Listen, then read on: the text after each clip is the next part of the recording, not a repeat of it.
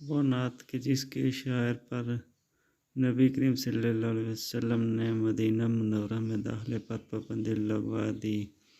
براہ کرم یہ ضرور پڑھیں اور سوچیں کہ یہ نعت کلام پڑھنے والے کو بارگاہ نبی پاک صلی اللہ علیہ وسلم میں کیسا مقام ملتا ہوگا۔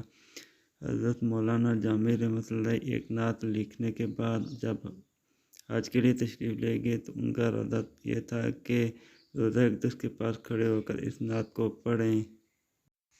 چنانچہ حج بیت اللہ شریف کے لیے تشریف لے گئے اور حج سے فارغ ہو کر مدینہ منورہ کی حاضری کا ارادہ کیا تو امیر مکہ کو خواب میں نبی کریم صلی اللہ علیہ وسلم کی زیارت نصیب ہوئی۔ آپ صلی اللہ علیہ وسلم نے ارشاد فرمایا کہ اس کو یعنی جامی رحمۃ اللہ کو مدینہ طیبہ کی جانب نہ آنے دینا۔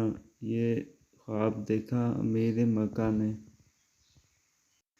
حکم سن کر امیر مکہ نے اعلان کروا کر مولانا جامی رحمۃ اللہ کی مدینہ میں داخلے پر پابندی لگا دی۔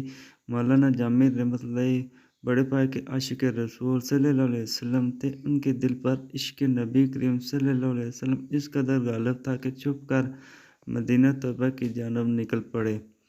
کچھ سیرت نگار لکھتے ہیں کہ قافلے میں ایک صندوق میں بند ہو گئے لیکن پھر بھی امیر مکہ نے جانے نہ دی، اور کچھ لکھتے ہیں کہ بھیڑوں کے ریوڑ میں ان کی کھال اوڑھ کر چلتے چلتے مدینہ طیبہ میں داخل ہونے لگے، پھر بھی نبی پاک صلی اللہ علیہ وسلم نے نہ آنے دیا۔ دوبارہ امیر مکہ کو نبی پاک صلی اللہ علیہ وسلم کی زیارت ہوئی اور فرمایا کہ جامی رحمۃ اللہ کو میرے روضے پر بالکل نہ آنے دینا۔ جب اس نے یہ حکم سنا تو اس نے اپنے آدمی زبیر جو مولانا جامی رحمۃ اللہ کو مدینہ منورہ کے راستے سے پکڑ کر لے آیا، اور امیر مکہ نے مولانا جامی رحمۃ اللہ کو سختی سے جیل میں بند کر دیا۔ چنانچہ تیسری مرتبہ پھر امیر مکہ کو نبی کریم صلی اللہ علیہ وسلم کی زیارت نصیب ہوئی۔ آپ صلی اللہ علیہ وسلم نے فرمایا جامی کوئی مجرم نہیں ہے، بلکہ ہم اس لیے اسے اپنے روضے پر آنے سے روکتے ہیں کہ اس نے کچھ اشعار لکھے ہوئے ہیں جو کہ وہ میری قبر پر کھڑے ہو کر پڑھنا چاہتا ہے۔ اگر یہ مدینہ تک پہنچ گیا اور میری قبر انور پر حاضر ہو کر اس نے یہ اشعار پڑھے تو مجھے قبر انور سے باہر نکل کر جامی سے مصافحہ کرنا پڑے گا، لہذا اسے ہر حال میں روکو۔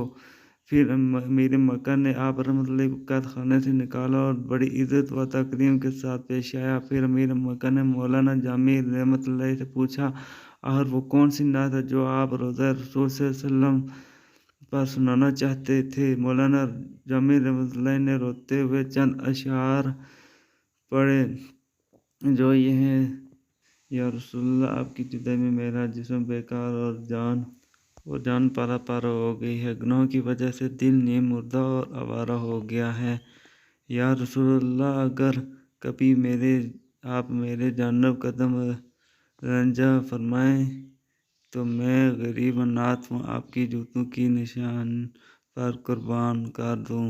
میں اپنے کیے پر حیران ہوں اور گناہوں سے سیاہ ہو چکا ہوں، پشیمانی اور شرمندگی سے پانی پانی ہو رہا ہوں۔ یا رسول اللہ روز محشر آپ شفاعت کا بازو گناہ گاروں کے لیے کھولیں گے۔ یا رسول اللہ اس وقت جامی کو محروم نہ رکھنا۔ مولانا عبدالرحمن جامی۔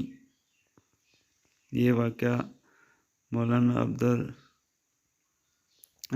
جامی کا تھا جنہوں نے وہ نعت لکھی تھی۔